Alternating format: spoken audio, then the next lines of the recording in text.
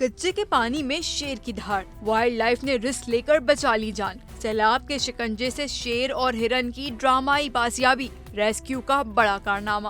Wild life rangers اور rescue forces نے بروقت کارروائی کرتے ہوئے سیلاب میں گھرے 6 شیروں کو ملتان روڈ پر واقع ایک فارم ہاؤس سے بحفاظت نکال لیا۔ یہ ایک انتہائی مشکل آپریشن تھا جس میں 4 کشتیاں اور ماہر ویٹرنری ڈاکٹرز شریک تھے۔ سینئر صوبائی وزیر مریم اورنگزیب کے مطابق شیروں کو محفوظ مقام پر منتقل کر کے ان کا فوری میڈیکل چیک اپ شروع کر دیا گیا ہے۔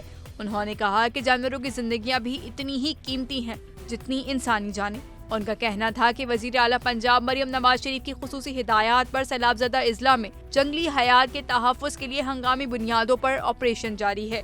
وائلڈ لائف رینجرز نے صرف شیروں کو ہی نہیں بلکہ سیلابی پانی کے ساتھ سرحد پار سے بہہ کر آنے والی ہرنوں کو بھی ریسکیو کر لیا۔ 26 اگست کو سیالکوٹ میں ایک جوڑا، 27 اگست کو ناروال سے زخمی اور حاملہ مادہ ہرن اور شکر گڑھ سے ایک نابالغ نر ہرن، جبکہ 28 اگست کو مرید کے وزیر آباد اور منڈی بہاؤالدین سے مزید 3 ہرن محفوظ مقام پر منتقل کیے گئے ہیں۔ اب تک 7 ہرن کو نئی زندگیاں دی جا چکی ہیں۔